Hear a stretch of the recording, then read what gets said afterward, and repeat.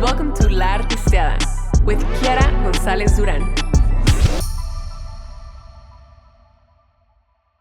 Bienvenidos a un nuevo episodio de La Artisteada. Hemos estado últimamente en muchísimos eventos, pero ahora es tiempo de tener una increíble conversación sobre el proceso creativo y qué significa ser nominada para un Latin Grammy, que ya están a la vuelta de la esquina.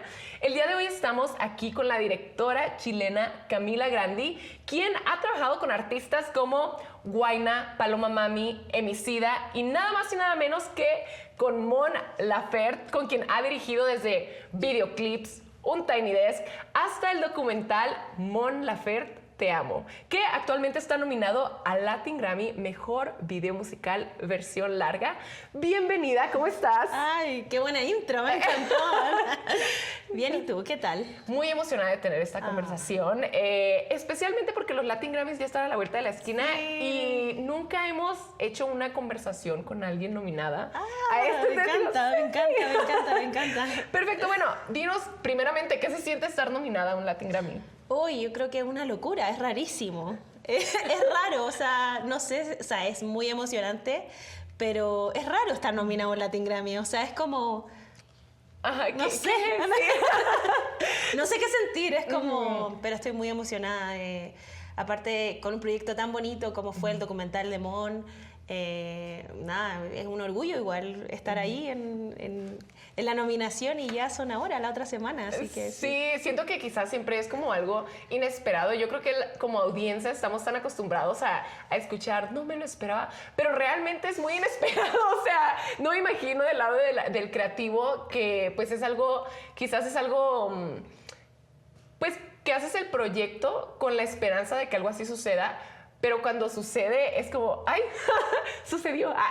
No, claro, sí. O sea, bueno, yo soy chilena, tú dijiste, un país al final del mundo. Soy mujer, directora mujer, que es muchísimo más difícil. Y estar, o sea, creo que haberme, ni siquiera lo tenía en mi radar, estar como nominado en Latin Grammy. Sí, quizás lo pensé por Mon, pero igual era algo que lo tenía, o sea, como que no lo tenía tan presente. Entonces, cuando... llegó la nominación, fue muy emocionante, en verdad. Fue un proyecto que nos demoramos muchísimo, tuvimos 3 años y medio trabajando en el documental. Entonces, o sea, yo siento de repente que es como algo que pasó hace muchísimo tiempo, pero nada, o sea, el documental recién se estrenó en agosto del año pasado. Y esta nominación fue este año, así que no, genial, estamos muy felices. Sí, no, qué emoción, y ya es la próxima semana, entonces es como, los nervios me supongo que han de estar. Yo estoy muy nerviosa, Sí. Y bueno, a mí me gusta comenzar quizás con una pregunta que puede ser un poquito o muy fácil o muy profunda. Quizás en 1 o 2 oraciones, ¿quién es Camila Grandi? Para alguien que no te conozca. Qué difícil. En 1 o 2 oraciones, Camila Grandi es una directora chilena. Ay, qué difícil. Es una directora. Es una directora chilena que le gusta muchísimo la música y por eso mismo se dedicó al área del video musical. Que es un espacio bien difícil dentro de la industria. De todas las cosas que me podría haber dedicado, me encanta la música y también soy una persona muy sensible, muy estética, no sé, qué difícil. Como... No, pero me encanta porque creo que has mencionado algunas cosas de las que me encantaría hablar un poquito más después de la conversación respecto a qué es ser una mujer directora, qué es ser una mujer directora en Chile versus en México. No, claro. En un espacio pues que está dominado por hombres. Pero ahorita llegamos a eso. Sí. Pero es una buena pregunta profunda, está difícil igual. Sí, y bueno, yo estuve en mis investigaciones, vi que comenzaste tú prácticamente quizás a soñar con esta carrera a los 13 años que empezaste a grabar y a grabar quizás con tus amigas. ¿Nos podrías platicar un poquito sobre estos comienzos? Y que yo siento que cuando eres chica, o sea, no sé, si alguien te da una cámara, es como, ay, hay que jugar y haces tus videos y lo que sea. pero ¿en qué momento también tú descubriste que eso podría traducirse a una carrera como directora? Qué buena pregunta, me encanta. Sí, claro. De hecho, yo empecé a editar videos muy chiquita, como a los 11 años, en Windows Movie Maker. Windows XP, que venía Windows Movie Maker. Muy intuitivamente también. A mí de chiquita me gustaba mucho RBD, Rebelde. Yo era fan, pero así mal. Y mi primer video editado fue así como La vida de Anaí.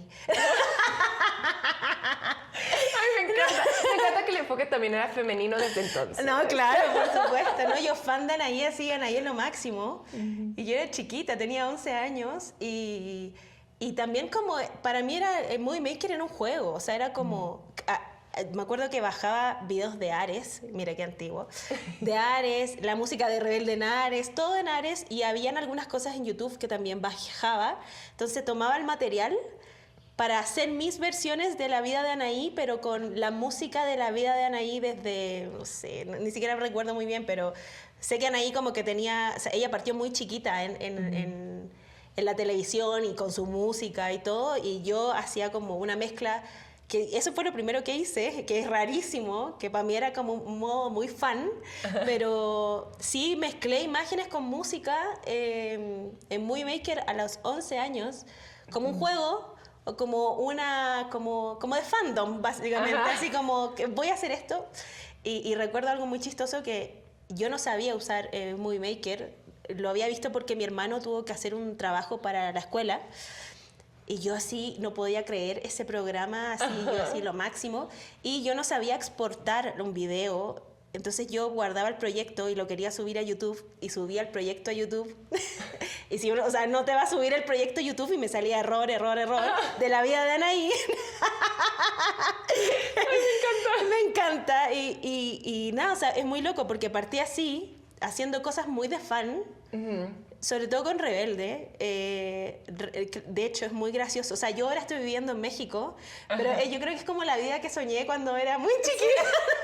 ¿Sabes qué chistoso? Porque siento que en Latinoamérica Rebelde explotó. Sí. Y sí, es pues quizás con el poder de los medios que tiene, pues que México quizás hace 20 años era muy diferente. Bueno, creo yo que era un poquito diferente a lo que es ahorita, que ya hay más consumption, están consumiendo la gente más contenido más local o contenido un poquito más diverso, pero esa experiencia se me hace chistoso escucharla porque pues yo en Tijuana, eso para nosotros era Estados Unidos. O sea, Estados Unidos era como, That's So Raven, Hannah Montana. Claro. Pero para acá, qué chistoso. Para América del Sur fue Rebelde. O sea, es brutal. O sea, a Rebelde le fue muy bien, sobre todo en ese tiempo, que era como 2004, 2005. Sí, o sea, fue un fenómeno, o sea, en Chile en particular fue un fenómeno enorme, o sea, RBD llenó un estadio nacional en Chile que es un estadio que no sé cuánta gente cabe, pero es el más grande de Santiago y lo llenó y lo hizo 2 veces y 3 veces. Chile es un país chiquito igual, entonces a todo el mundo le gustaba RBD y era muy grande también la brecha como de edades de que le gustaba. Wow. Pero bueno, yo partí muy así. Y yo era la presidenta del club con mis videos. Yo era muy chiquitita, o sea, como que nunca fui parte de un fans club porque, o sea, tenía 11 años. Y por supuesto que mi mamá no me iba a dejar ir a ningún lado sola. Pero no, o sea... Estás frustrando mis sueños. Sí, claro. No, yo no fui parte del fans club, pero claro, yo hacía esas cosas y aprendí mucho, bueno, siendo fan de Rebelde, aprendí mucho de editar videos, de hacer como imágenes en Photoshop por los foros de Univision. Wow. Que tenían unos, en ese tiempo, no sé si aún existe el foro Univision, pero mira, o sea, la vuelta es terrible, pero habían como unos links, o sea, era un foro que te enseñaba a usar Photoshop para poder hacer una firma así como Photoshop, como hermosa. Y sabes que es muy gracioso porque antes no existían los tutoriales en YouTube. O sea, uno veía en YouTube videoclips, memes, pero el tutorial mismo salió un poquito después, diría yo. Y ahí yo aprendí un montón de cómo editar, de cómo hacer mis como firmas de banners, que hasta el día de hoy es lo mismo que uso ahora haciendo videoclips, entonces como que es muy loco. Aprendí en un foro de fan, aprendí muchísimo de fan, y que hasta el día de hoy sigo usando. Sí, wow. También de algo que viene de México, es una vuelta muy rara, pero bueno, partí editando así, luego ahí tenía 11, 12 años y grababa a los 13. Me gustaba mucho grabar, como empecé a editar cosas, me empecé a dar cuenta que obvio, quería grabar cosas para editarlas, porque siempre yo lo vi como un juego, en verdad. Era como jugar a algo. Y tenía de estas Cybershots que grababan cuando recién habían salido las Cybershots que tenían para grabar, y yo grababa con eso, y eso era lo que había en mi casa. O sea, era como... En mi casa nunca hubo ni Hi 8, ni Handycam. Igual era raro. O sea, yo como que tenía mi cámara de foto digital que tenía la opción para grabar y yo grababa con eso. Sí. Pero siempre grababa, claro, una vez hicimos como... Hubo otro fenómeno también en Chile de como tipo banda RBD que se llamaba Mango. Que también era como, la serie hablaba como de una escuela de música, etcétera, y de ahí también salió una banda que se llamaba Mango, y nosotros grabamos, claro, yo tenía 13, y yo grabamos un videoclip con esta canción, y iba con mis amigas y grabábamos. O sea, yo siempre lo hice de juego, pero sí lo hacía muy apasionadamente y como muy, no sé, como muy centrada en eso que quería hacer, pero yo creo que me costó mucho darme cuenta que esto sí podía ser una carrera. Porque imagínate, yo empecé a hacer esto a los 11 años. Yo aprendí Premiere a los 15, que es el programa que uso el día de hoy, Adobe Premiere, de intuición, de meterme a tutoriales y entender, pero me costó mucho darme cuenta que en verdad a mí me gustaba hacer videos musicales. Te diría que como a los 20 dije... Oye, sí, podría dedicarme al video musical, pero imagínate, o sea, ahora lo veo en retrospectiva y digo, siempre yo quise hacer esto desde muy chiquitita. O sea, a los 11 años uno es un bebé y yo mezclaba música, ya hacía un montón de cosas con imágenes, pero me costó mucho darme cuenta, uno, porque estaba en Chile, un país que es muy chiquito, que la cultura es más pequeña, es mucho más limitado, la industria es más chiquita, no es una opción. O sea, hoy sí, pero cuando yo recién empecé a estudiar a los 18, 19 años, no era una opción dedicarse a los videos musicales porque era inviable, básicamente. O sea, no puedes vivir del video musical. Creo que eso ahora en Chile está mucho más grande, que ha crecido ahora con el tiempo, en estos últimos 10 años. Pero claro, para mí nunca fue una opción porque nací en Chile, básicamente. Sí, ¿sabes? Se hace chistoso que platiques eso de que para ti lo hacías jugando. Justamente este fin de semana estuve siendo MC en un show bueno, era todo un festival allá en Los Ángeles, y platicando con mi amiga, que ella iba a hacer la primer parte, y dices que estoy nerviosa, y estábamos muy nerviosos, pero dije, ¿sabes qué? Acuérdate cuando, no sé si tú lo hacías, pero acuérdate cuando en tu casa cantabas enfrente de un espejo y te imaginabas una audiencia, pues esa audiencia ya está aquí. No, claro. Entonces se me hace muy curada pensar que tú hacías esto con el sueño quizás de poder hacerlo de una manera, pues quizás no sabías que podías hacerlo profesional, pero empezaste a desarrollar esas cualidades que te llevaron a eso. Y algo que a mí también me parece interesante quizás sobre este proceso es que quizás yo no sé tanto cómo funcione en Latinoamérica, porque yo esto pues lo he vivido completamente en Estados Unidos, y que sé que de cierta manera puede ser diferente en términos de acceso a estas industrias, o en términos de acceso a gente que conozca sobre esto. Es ese proceso de empezar y hasta tu primera oportunidad pagada, porque en los trabajos creativos yo creo que no debería de ser así. Lamentablemente es así, que empiezas a hacer un montón de trabajos y quizás con la esperanza de que alguna vez llegue uno pagado. ¿Podrías hablar un poquito sobre tu proceso para llegar a eso y cuando finalmente conseguiste tu primer trabajo pagado? Sí, es loco porque efectivamente uno, para llegar a que algo te paguen, tienes que tener un reel, un currículum o algo que hayas hecho. Porque si no, ¿cómo demuestras que hiciste algo como artístico? Que por supuesto no debiera ser así, pero es la forma de hacerse como un reel de trabajo, como un portafolio. Yo quería trabajar con la música. Yo cuando me metí a estudiar cine, yo nunca quise hacer ficción, nunca quise hacer ni trabajar en la televisión, como que yo estaba muy clara que a mí lo que me gustaba era la música. Era algo súper de nicho y under también. ¿Sí? Y que ahorita quizás en ese momento no sé, pero que ahorita yo siento que en las industrias de televisión, particularmente de televisión y cine, en Chile ha crecido mucho, un montón, ¿no? un montón. Sí, en los últimos 10 años ha habido un crecimiento muy grande y eso me encanta. Pero... Claro, sí, yo quería enfocarme en la música y yo no tenía mucho, o sea, no es que yo haya crecido en una familia de músicos, a mí me gustaba cantar, yo canto y toco guitarra y por eso también me gusta mucho la música. Bueno, también siento que en el videoclip como que confluía todas estas artes que a mí me encantaban, o sea, está la música, está la imagen, está la edición, como que siento que el video musical tiene eso. Y yo lo que empecé a hacer, y que creo que fue muy inteligente de mi parte, ahora que lo pienso con distancia, hace ya 11 años, hoy ha pasado harto tiempo, cuando tenía 20, tengo 31, tenía 20, 19, se me ocurrió hacer unas sesiones acústicas a bandas musicales, donde grabábamos 3 canciones que la banda elegía en una locación X. Y... O sea, eso fue un proyecto que se nos ocurrió a nosotros en la universidad con mis compañeros. Tuve la fortuna de que a mis compañeros les gustaba mucho la música chilena también. Y a mí también me gustaba un montón.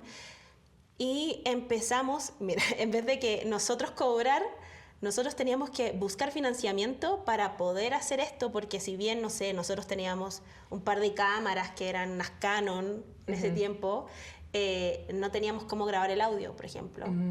Y lo que yo empecé a hacer como sesiones fotográficas de book para que con esa plata poder financiar mi proyecto. Wow. En la parte del sonido, yo sabía que para cualquier músico la parte del sonido es súper importante. O sea, si voy a hacer una sesión acústica de una banda, se tiene que escuchar súper bien. Además que se tiene que ver bien, pero el audio es lo más importante. Entonces así partí para poder introducirme en el mundo de la música, porque al finalmente llegábamos nosotros, era un proyecto que se llamaba Atícora, de hecho, todavía está ahí perdido en YouTube,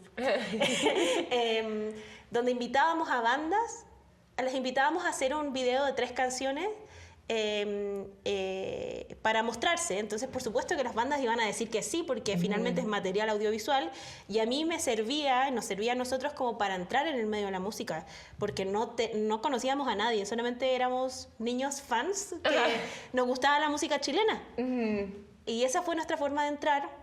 En la mía en particular, que creo que hacer ese proyecto fue clave, porque el mundo de la música en Chile es muy chiquito. Entonces, ¿y estas bandas eran bandas reconocidas o eran bandas que apenas estaban creciendo? Eran indie, eran súper indies, pero el mundo de la música en Chile es tan chiquito que el guitarrista que tiene su banda indie es el mismo que toca en una banda gigante. O sea, la industria es muy pequeña en Chile de la música. O sea, entre todos se conocen, está bien acotado en comparación acá en México, que es enorme.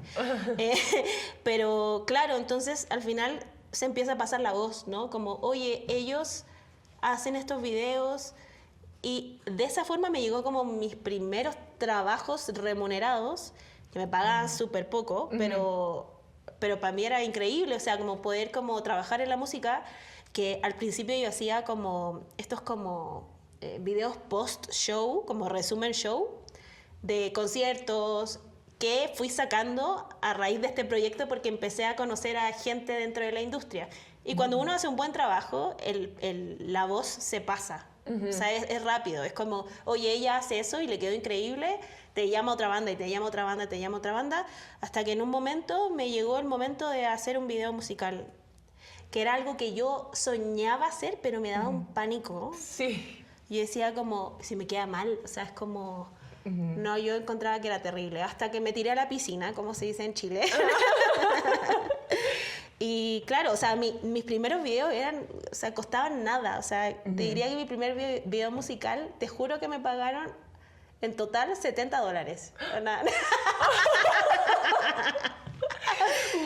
O sea, si uno hacía un montón de cosas gratis, y ese costó $70, me acuerdo perfecto. Wow, y el tiempo, digamos, cuando empezaron a hacer estos videos para las bandas, a que los empezaron a contactar? ¿Cuánto tiempo es? Porque también yo siento que otra cosa que pasa mucho es que gente, ejecutivos que ya están pues quizás desarrollados dentro de la industria dicen, ay, pues es que como que espérate 3, 5 años, o sea, y es como, o sea, quizás sí, porque yo digo, bueno, yo con el podcast ahorita siento como que estamos creciendo de una manera muy curada, pero yo digo, "Ay, es que yo llevo haciendo esto desde el 2020", pero pues en el 2020 no se compara quizás No, la claro. calidad en la que ahorita nos desarrollamos, ¿no? Pero a veces mientras estás en ese proceso, dices, ¿cuándo va a pasar? Entonces, ¿como cuánto tiempo se desarrolló, Sí. pasó dentro de esto? No, yo creo que fue súper rápido, te diría meses. Wow. No. Y aparte porque creo que, y es algo que yo siempre doy de consejo, yo empecé a hacer esto estando en la universidad. O sea, yo salí de la universidad, yo tenía ya había hecho un montón de cosas, un montón de videos musicales. Yo ya tenía un nombre dentro de la industria cuando yo salí de la universidad. Y creo que eso fue algo súper clave, porque yo salí con 25 años, 26 años, y ya tenía algo atrás. Sí. Y fue porque me metí de una. O sea, yo estaba en la universidad y trabajaba en esto, que era lo que me gustaba.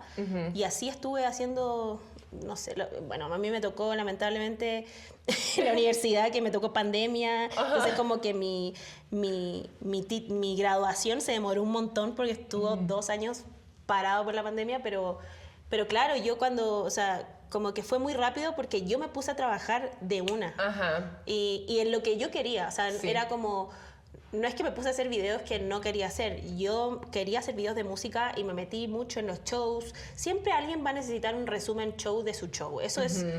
O sea, hasta el día de hoy, aunque sea para TikTok en este tiempo, en esa era Instagram con las cámaras increíbles, ahora que la gente lo hace con el celular, TikTok, CapCut y ya. Pero eso siempre va a ser algo Soy. que... Sí, obvio. Pero se va a necesitar, la gente necesita contenido. Y yo siempre estuve ahí muy pendiente de meterme ahí porque yo quería ser parte de ese espacio y partí así ofreciendo también. Sí. Y eso también es muy importante, como partir ofreciendo tu trabajo porque nadie te va a ir a buscar tampoco. Sí. Eso es súper interesante. ¿Cómo ya estabas como moviéndote y buscando oportunidades? Porque también siento que muchas veces decimos, es que ya tengo los títulos. Esperando a que llegue la oportunidad. Es como, no, tenemos que ir a gritar que hacemos esto y Sí. buscar cómo empezar a actuar en lo que quieres ser, ¿no? Pero también me encantaría saber en qué momento tú decides que es momento de mudarte aquí a México. Porque estaba escuchando otra entrevista que te hicieron. Ah, me encanta. Y me encantó que platicaste justamente sobre la cantidad de gente que hay en Chile en comparación a la cantidad de gente como fans que podrían generarse o una audiencia que podrías generar. Pues en Chile hay X cantidad de gente y pues en México no se compara con la cantidad de gente que hay aquí. Entonces, ¿en qué momento tuviste esa realización de necesito irme de aquí? ¿Sabes qué? Yo creo que fue un poco forzoso. No Ok. fue como algo que lo pensé como ya, en 3 años más yo me voy a ir de este país. No. De hecho, no era algo que estaba en mis planes venirme a México. A mí me tocó venirme a México porque justo el 2021 bueno, yo estaba trabajando con una artista que se llama Francisca Valenzuela, que es chilena, que también ha hecho mucha carrera acá en México.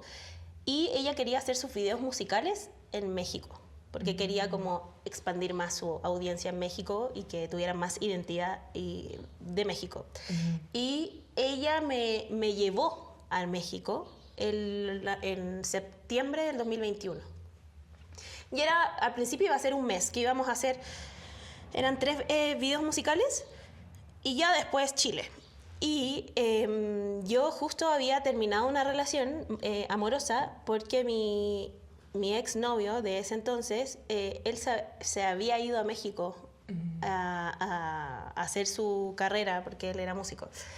Entonces fue algo muy extraño porque coincidentemente después, o sea, no sé, nosotros terminamos un mes, no sé, en junio, por ejemplo. A mí me tocó ir en septiembre.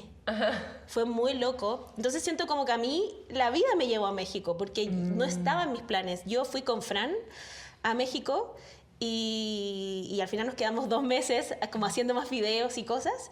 Luego me devolví a Chile y me enamoré de México. Fue como, aquí hay industria. O sea, para mí fue como, cuando vine a grabar acá, fue como, no sé, yo siempre le contaba a mis amigos como el nivel de industria que hay, o sea, las rentas de cosas, de arte, los espacios para grabar, cosa que en Chile existe pero mucho más reducido o mucho menor cantidad. O sea, yo quedé fascinada, fue como abrir una puerta así como entrar a Alicia en el País de las Maravillas. Como que yo dije, en México, ¿qué onda esto? Y ahí a mí recién fue como, oye, aquí podría ser como mi carrera, como yo lo sueño o como o sí se puede hacer lo que yo sueño, porque en Chile a mí, yo justo en esa época en Chile, yo estaba trabajando con la gente más bacán de Chile, o sea, como artistas súper conocidos, pero ya no tenía, o sea, era como ya llegué y tenía 26 años, entonces como que yo siempre pensé que todo lo que iba a lograr en Chile lo iba a lograr cuando tuviera 40 años o 30 años o 35 años, y lo logré siendo mucho más chiquita porque me moví mucho antes también. Entonces, cuando vine acá a México fortuitamente por un trabajo, fue como, no, increíble. Y aparte que, bueno, yo había vuelto con ese novio y claro, yo ahí decidí venirme a México, pero no fue algo planificado, fue como, o sea, esto fue en septiembre, octubre del 2021, y yo me vine a México en marzo del 2022. Oh, wow. Fue rápido, pero yo no tenía en mi mente, o sea, sí soñaba con salir del país a trabajar, pero era algo que veía muy lejos. Lejano, sí. Hasta que sucedió, fue como, ya hay que irse, es como así. Sí, y bueno, ahora me gustaría platicar un poquito sobre el documental en el que trabajaste. Sí. Esa oportunidad surgió ya estando aquí, porque así también en mis investigaciones. Me encanta. Muy informada, muchas gracias. Muy informada, sí, el 2022 fue cuando entraste a este proyecto. Sí. Entonces, ahora que me estás diciendo Sí. que llegaste a México en el 2022, ¿surgió de la mano? ¿Tú ya conocías a Mon Laferte? ¿O cómo surgió esa oportunidad tú ya que estabas aquí? Bueno, con Mon nos conocimos el 2021 porque me tocó nada más y nada menos que ella me pidió hacer su Tiny Desk del Home Concert. Ese fue nuestro primer trabajo juntas. Y no nos conocíamos. ¿Cómo se dice? Goosebumps. No, sí. No, sí fue muy loco porque no nos conocíamos. Ella me había seguido en Instagram de la nada. Así como de repente uno se mete a Instagram, Mon Laferte te sigue, yo sí. Y yo, o sea, soy muy fan de Mon, o sea, yo iba a todos sus conciertos en Chile y yo como, ¡ay, qué buena! Igual yo trabajaba con mucha gente en Chile, entonces dije, bueno, quizás vio algo, que hice algún video y me empezó a seguir. Y me acuerdo que ella me escribió y me dijo, Cami, me encantaría poder trabajar contigo algún día. Y me había ofrecido un proyecto en Chile, pero al final no se pudo concretar, esto fue el 2021. Y cuando ella vio que yo estaba en México en el 2021 con la Fran Valenzuela, me escribió, me dijo, Cami, ¿estás en México? Yo le dije, sí, me dijo, tenemos que hacer algo, porque habíamos quedado con esta, como de que no nos había resultado en Chile y que, bueno, ahora que yo estaba en México, ella quería hacerlo en México. Ay, pero espera, necesito comentar que me encanta que ella siguió como muy al pendiente de ti, porque creo que a veces cuando surgen oportunidades así que artistas, siento yo que pasa mucho, o sea, como que alguien con más reconocido, digámoslo así, busca a otro talento. Siento que tú como persona que te estás desarrollando en tu carrera, da nervios como, ay, quizás no quiero molestarla o quizás no, quizás lo dijo como que de una vez y ya se le olvidó, trabaja con mucha gente. Sí, fue muy lindo. Entonces, qué curada que ella te siguió buscando y al pendiente del trabajo que tú seguías desarrollando. Sí. Continúa. No, sí, fue muy lindo. Y justo me dijo, Cami, que tengo que hacer un video y tenemos que hacer un Tiny Desk. Pero a mí me dijo el Tiny Desk como un Tiny Desk. Y yo dije, hay mucha gente que le dice a las sesiones acústicas como, voy a grabar como un Tiny Desk. ¿Te has dado cuenta? Pero es como y yo, quizás quiere grabar una sesión acústica, pero yo no la había entendido que era un home concert, o sea, real. Pero decía, qué raro. Y bueno, Mon en ese tiempo estaba muy embarazada. Estaba así con un una panza enorme y bueno, por supuesto que no pudimos hacer el videoclip, o era así el Tiny Desk o hacía el videoclip, si no podía, o sea, estaba así, iba a parir, o sea, Mon iba a parir, y al final dijo, no, hagamos el Tiny Desk, y ahí fue nuestro primer trabajo juntas, que lo grabamos, me acuerdo que era muy cerca de Navidad, fue como el 22 de diciembre del 2021. Wow. Que yo ya me había devuelto a Chile, pero, o sea, era un Tiny Desk y me devolví de nuevo a México. O sea, México siempre me tiró. Siento como, hay que volver. Y me fui una semana a México para grabar el Tiny Desk y ahí nos conocimos con Mon. Y lo del documental fue muy loco porque con Mon enganchamos muy bien como en relación. Y seguimos, o sea, ella tuvo su bebé, seguimos como en contacto, hicimos un videoclip cuando Joelito, su bebé, tenía 3 meses, me acuerdo, era muy chiquitito. Y Mon así, ya, vamos, no sé qué. Y Mon, dentro de todas esas conversaciones, me pregunta, me dice, oye Cami, me están ofreciendo hacer un documental sobre mi vida y me gustaría que lo dirigieras tú. Y yo así, nunca había hecho un documental, creo que el único documental que he hecho fue en la universidad. O sea, no, o sea, sí hacía registro muy documentado, pero muy chiquito, o sea, para redes sociales y cosas así, pero nunca un documental como tal, y menos de un artista tan grande como Mon. Y me dijo que sí, que quería que lo dirigiera yo. Y esto fue como, no recuerdo si fue como en mayo del 2022, por ahí. Yo recién me estaba mudando a México y fue como ya. Tenía mucho miedo. Y yo le dije, Mon, yo nunca he hecho esto. O sea, como que, ¿estáis segura? Como que yo nunca he dirigido algo así. Y me decía, no, yo sé que tú puedes. Como que ella ha sido muy linda conmigo porque como que ha confiado mucho en mi visión y en mi trabajo. Y eso fue, bueno, en el documental fue clave también. Como también que te entreguen como esa confianza de yo quiero que tú cuentes mi historia. Es brutal, sobre todo el documental de Mon, que es súper íntimo y es súper introspectivo y tiene como episodios súper difíciles también y muy o sea, muy personales. Como que para Mon yo creo que era muy importante que como tener la confianza con alguien de poder contar su vida, porque la vida de Mon ha sido una vida muy dura, de muchos contrastes, de cosas muy duras y cosas muy increíbles. Entonces tienes que tener la confianza con alguien para poder contarle tu voz más interior y más ahí como que está súper escondido. Y claro, sí, esto me llegó, no me acuerdo si fue en mayo del 2022, junio, por ahí. Y ellos ya habían empezado a grabar sin una dirección clara, pero como Mon estaba embarazada, sí, había que empezar a grabar. Entonces la productora que le ofreció el documental a Mon, que se llama Blackstar, que es una productora chilena, dijeron, bueno, registremos, hagamos registro, porque la Mon justo estaba de gira con una panza enorme. Por supuesto que iba a ser material que se iba a usar, o si no, pero había que tener ese registro de Mon embarazada girando por el mundo. Entonces, eso es lo que ellos habían grabado antes de que yo entrara. O sea, ya había registro, pero había que direccionar hacia dónde iba este documental, qué íbamos a contar, qué no. Y así empezó en junio bueno, me acuerdo, mayo, junio, abril, por ahí, del 2022. Ahí partimos. Pero imagínate, ellos habían empezado a grabar el 2021. Y esto se estrenó en el 2024. Sí. No, sí, los procesos de televisión y de cine son tan largos. A mí eso me agobiaba bastante trabajando en televisión. Yo dije, hoy tenemos 10, no sé, 20, 30 proyectos que... O sea, para desarrollar la historia tarda 1 o 2 años, para producirla tarda otro año. Sí, claro. Y pues ahí me di cuenta que no era para mí. Es que sí, es muy tardado. Es muy tardado, sí, pero me encanta.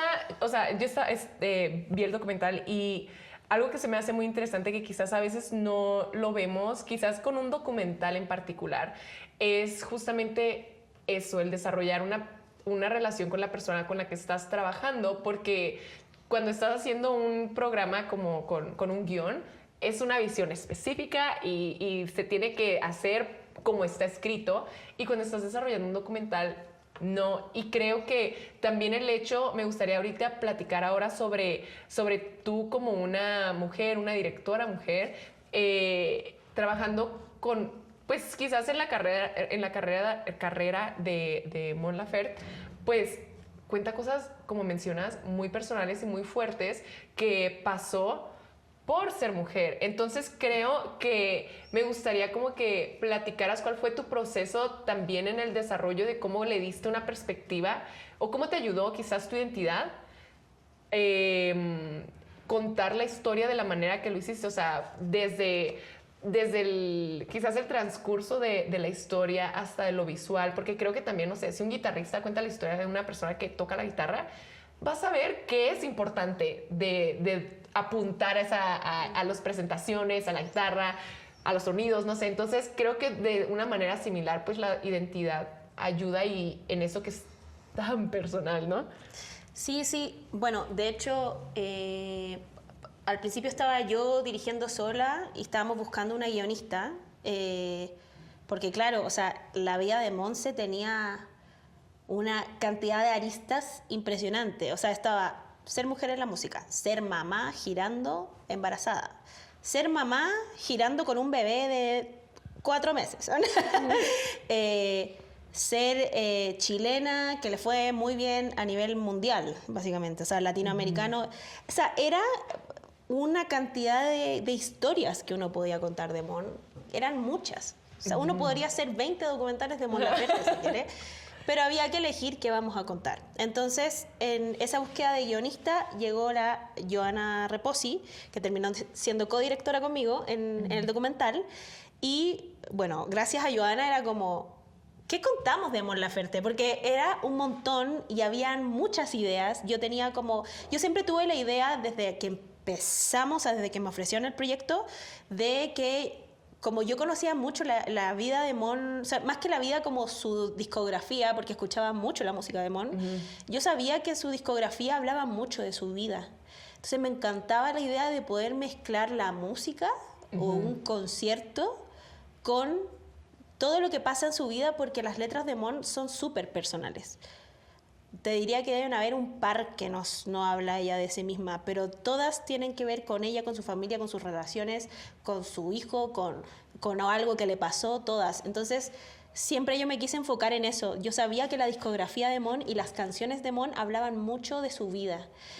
Y al momento en que con Joana dijimos, y que Joana realmente dijo como, en verdad acá lo más importante de Mon es la vida de Mon, la historia de su vida. Es lo más el viaje del héroe, así demasiado como caricaturizado, ¿sabes? Como que es como algo terrible, una vuelta y le empezó a ir increíble. Es como... O sea, era muy marcado en su vida y eso es lo más impresionante finalmente de su vida, su historia de superación, las cosas que lamentablemente le pasaron, su historia, su familia, migrar a México y que le dio el palo al gato, como se dice en Chile, que le achuntó, le dio como a que con su música empezó a florecer y fue un éxito muy rápido también. O sea, fue como, si bien ella ya llevaba unos discos, pero cuando sacó Tu Falta de Querer, el éxito fue muy rápido, que ella tampoco se imaginaba. Entonces, esa como historia de superación es muy, o sea, es como muy, más que bonita, es como llamativa, es impresionante, ¿cierto? Es muy emocionante. Bueno, a raíz de eso creo que con Mon, las primeras cosas que empezamos a hablar, porque no nos conocíamos mucho, o sea, habíamos trabajado en videos musicales, entonces yo le preguntaba en medio de una gira del tour que estaba haciendo, yo en los camerinos le preguntaba como de, ya, como, a ver, ya, hablemos. ¿Qué onda tu papá? Onda como, ¿sabes? Y no, claro, porque igual, o sea, se sabía, como cosas que yo había, y por las canciones de Mon, o sea, para dónde se fue, dice todo, y yo le dije, Mon, a mí también, mi papá tampoco está, entonces como que empezamos a tener como cositas en común, y que a mí al principio me costó mucho. Y, ay, yo así hablando de terapia, pero es cierto, o sea, me vi reflejada en muchas cosas de Mon, de su historia, si bien a mí no me habían pasado cosas así de fuertes, pero sí las relacionaba mucho con cosas mías. Que yo empecé, o sea, yo ya iba a terapia, pero empezó a ser un tema en terapia de cómo abarcar porque sentía que había un espejo constantemente y para mí fue muy... o sea, además de que podía empatizar mucho con su historia y creo que tenía la capacidad de contarla, pero sí me empezó a afectar mucho emocionalmente. Porque claro, las dos somos mujeres chilenas, artistas, tenemos como historias familiares no tan similares, pero sí, o sea, yo tampoco crecí con mi papá. Como que podía sentir mucho el dolor que tenía Mon, porque sentía que yo también lo tenía. Entonces fue algo como desde el punto de vista de ser mujer latina en Chile, ¿sabes? Como que teníamos mucho en común, básicamente, y fue algo que, claro, me tocó mucho y que también pude conectar mucho con su historia a través de eso. Sí, y se me hace interesante porque creo que pues no es una experiencia, lamentablemente pues no es una experiencia única, pero... Sí, eso hablábamos con Mon, de hecho. Y que siento yo inclusive cuando estaba viendo pues quizás algunas de las cositas más fuertes que cuenta ella en el documental, digo, pues a mí no me pasó eso, pero he visto eso, o sea, no está como normalizadas las cosas y que pasa más cuando eres artista, con justamente eso que platicamos de empezar sin paga o empezar a tratar de hacerla. Sí, claro. Y que pues se identifica mucho uno, o sea, yo viéndolo como mujer como una persona que quizás yo no soy artista, pero produzco algún tipo de arte, digámoslo así, que dices, no, pues es que uno se identifica. Entonces a mí me encanta pues saber que quizás una persona que no se identificara con esto no lo hubiera puesto en el documental.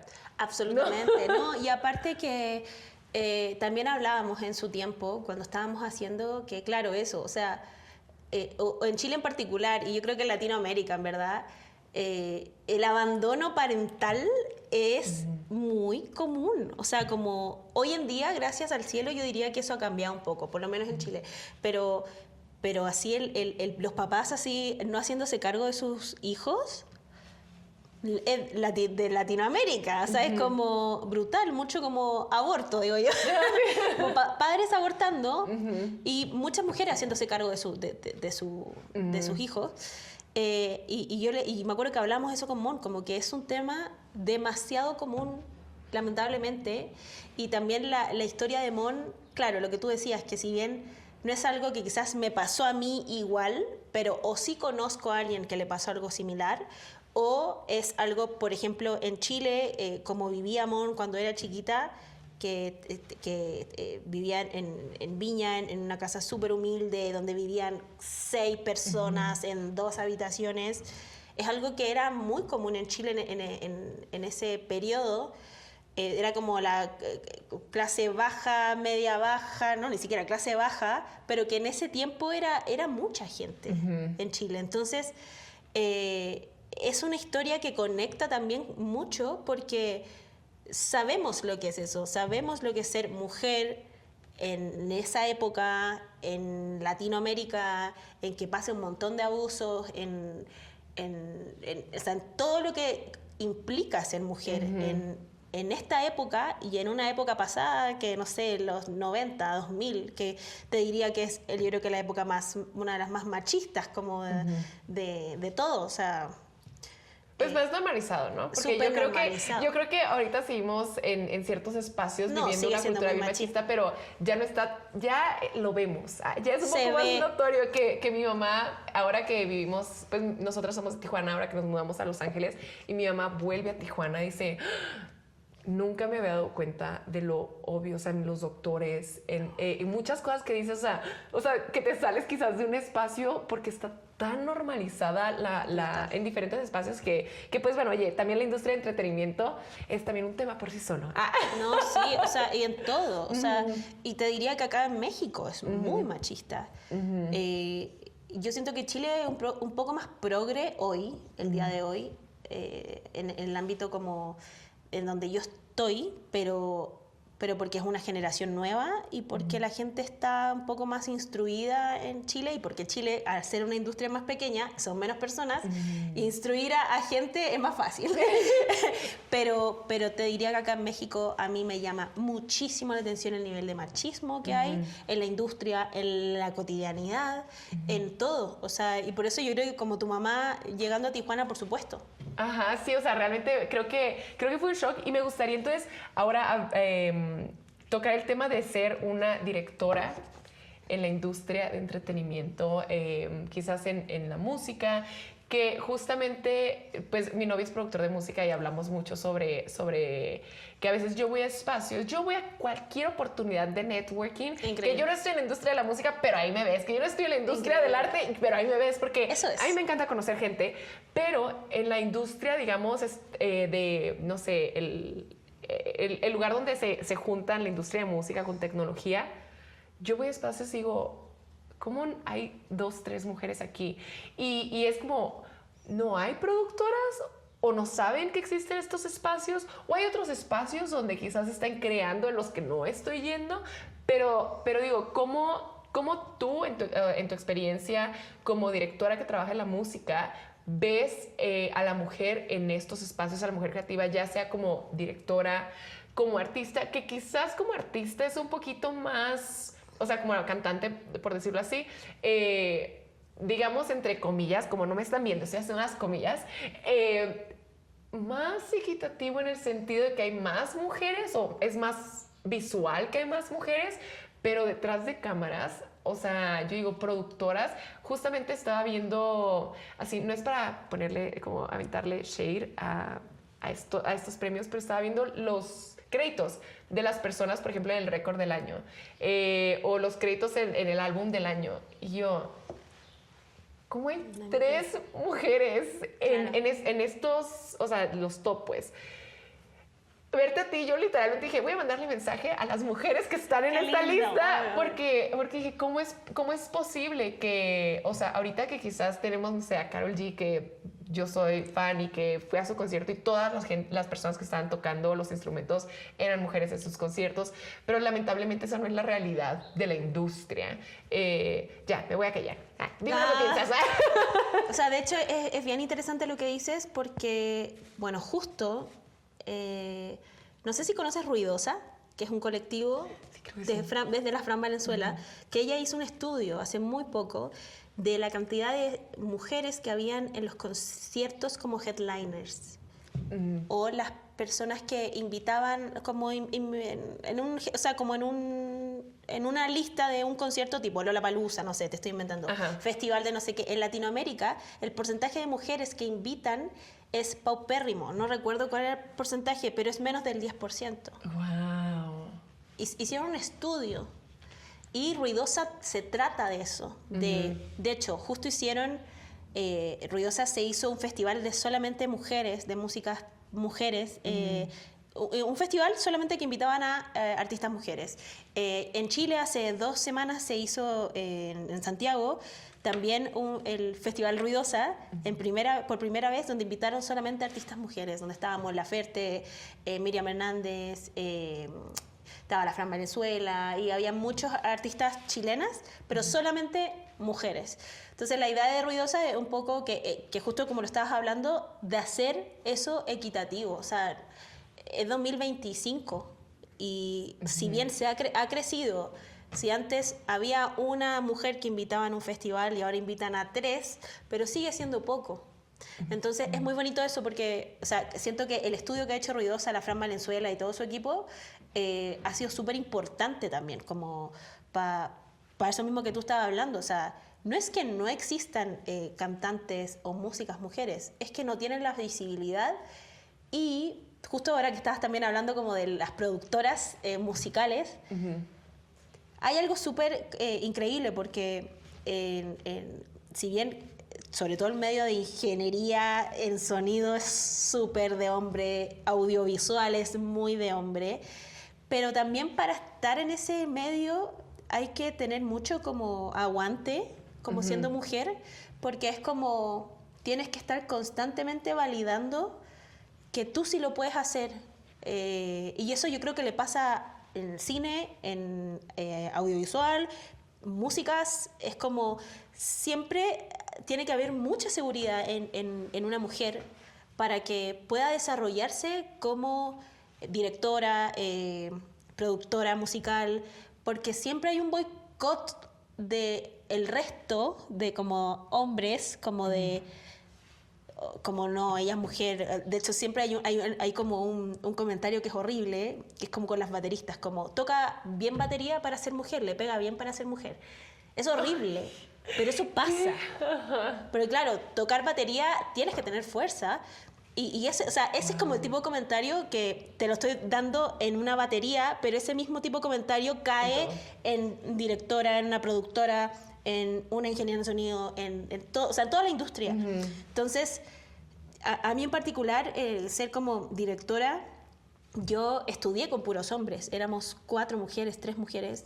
Y yo, porque tengo una personalidad que no sé de dónde la saqué tampoco, que es, no, yo soy buena.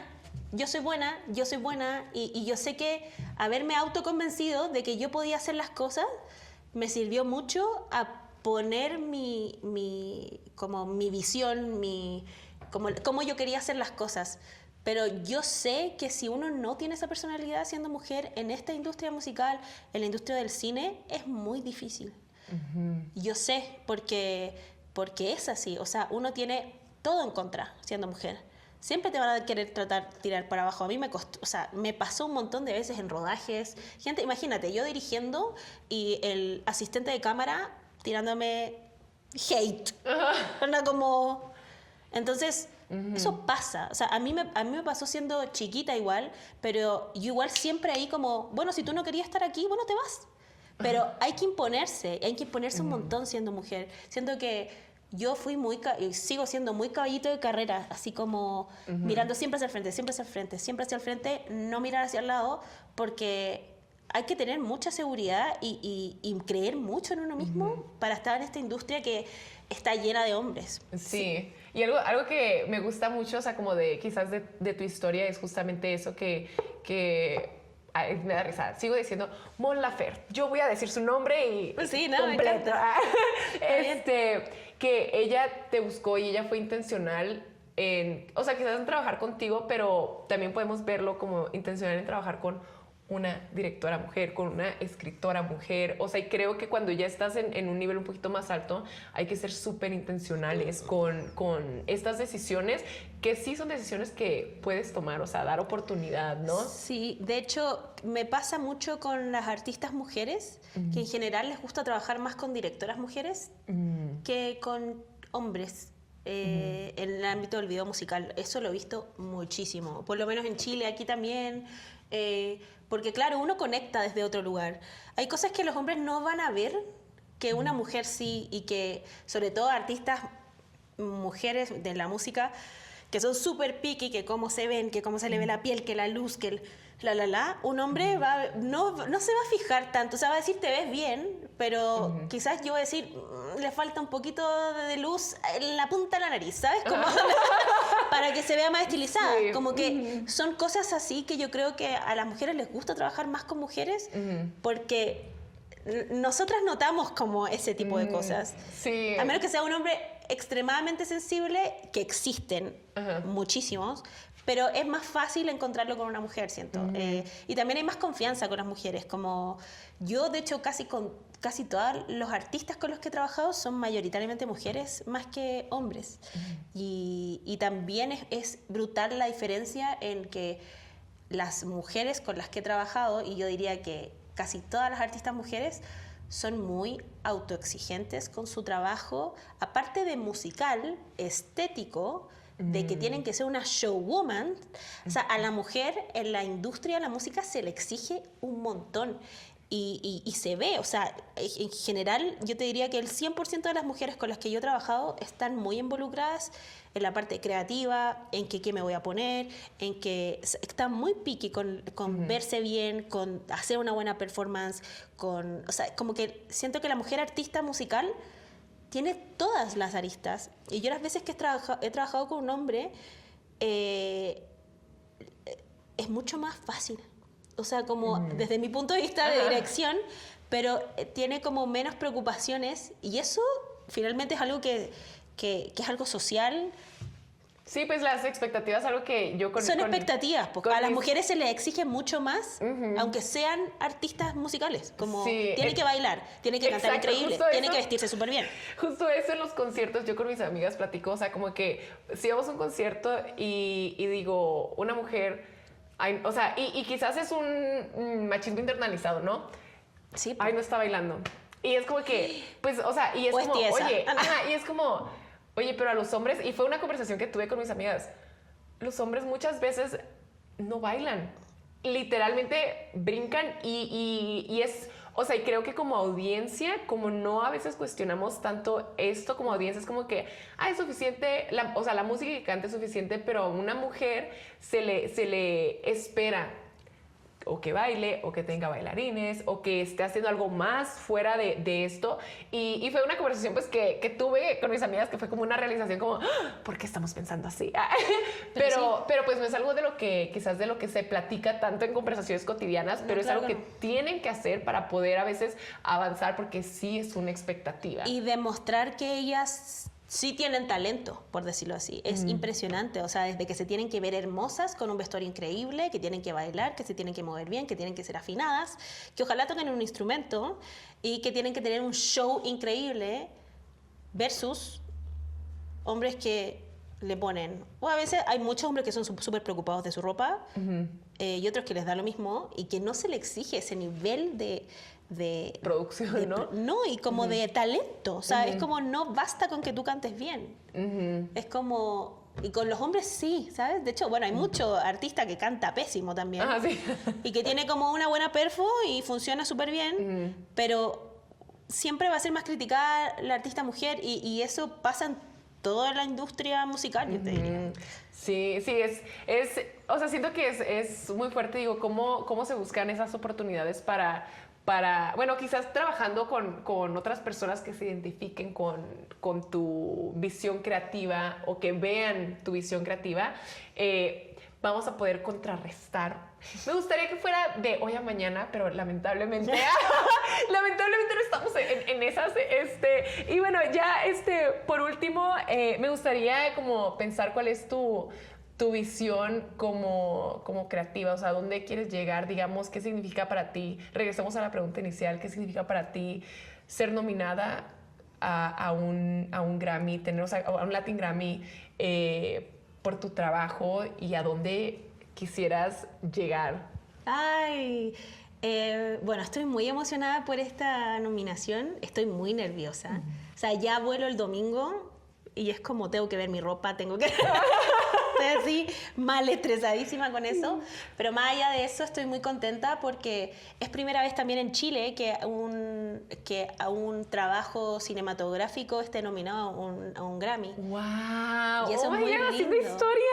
Sí, yo siento que estoy haciendo historia. Aparte, somos dos directoras que somos mujeres. Es eso aún muchísimo más raro y eso es muy emocionante. O sea, ya estar nominada para mí es muy emocionante y estoy muy feliz y agradecida también del proceso. Fue un proceso larguísimo hacer ese documental, pero muy agradecida también de las oportunidades de Mon, de también darme esa confianza de hacerle su documental. Pero no sé, espero que ganemos, yo digo. Espero yo también. Espero que nos vaya bien y si no, no importa. Creo que ya solamente estar ahí en el evento, compartiendo con tanta gente, con tantos artistas también, con los compañeros con los que estamos en la misma categoría. Estamos de hecho con Papota de Catriel y Paco Moroso. Entonces nada, o sea, creo que yo estoy muy contenta. También me siento en un momento en mi vida en que estoy cumpliendo muchos sueños. Como que todo lo que soñé de muy chiquita, como que lo estoy viviendo hoy. Y eso a mí me emociona un montón. De hecho, justo ayer hice esa como reflexión que yo decía, hace 5 años atrás, ni de pedo. O sea, como yo estoy en Chile, o sea, como en la mía no tengo idea, pero jamás, hace 3 años atrás, no me hubiera imaginado que estaba nominado a Latin Grammy y eso es muy emocionante. ¿Y qué espero para mi carrera? Nada, seguir creciendo, Siento que a mí me apasiona mucho la música. Estoy entrando mucho también al mundo de la publicidad. Estoy también ahora trabajando con una productora que se llama Agüita. De hecho, las chicas están en Los Ángeles. Ah, wow. Sí, sí, en Estados Unidos. Ahí nos conectas. Sí, y que me han hecho crecer mucho también como directora. Entonces, creo que estoy en un momento muy bonito de mi vida en el ámbito laboral, muy agradecida. Y nada, ojalá trabajar con Rosalía.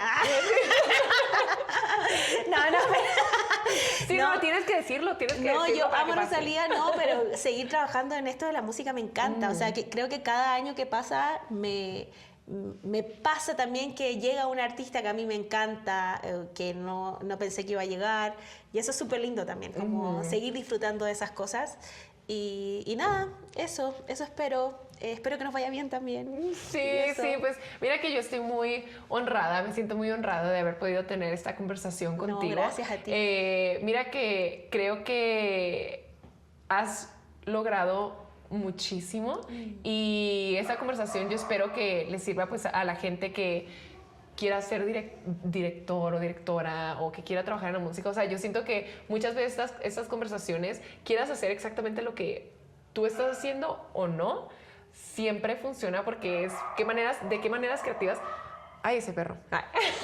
¿De qué maneras creativas puedes llegar a esa meta? Y quizás tú no tenías esta meta como tal en tu plano de cosas que querías lograr, pero tu consistencia y tu trabajo te llevó a eso. Pero sí, muchísimas gracias por tu tiempo. Yo también espero que ganes. Gracias. Y sí, pues muchas gracias a todos los que están escuchando otro episodio de La Artisteada. No se olviden de suscribirse para poder seguir escuchando estas increíbles conversaciones que, mira, pues nos vamos internacionales, no solo en Los Ángeles. Sí, nos vemos en Las Vegas. Sí, ay, yo espero. Sí, muchas gracias. No, gracias a ti.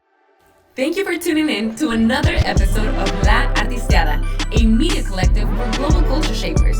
Make sure to subscribe and let us know how your art is impacting the world around you on our social media channels at la.artisteada.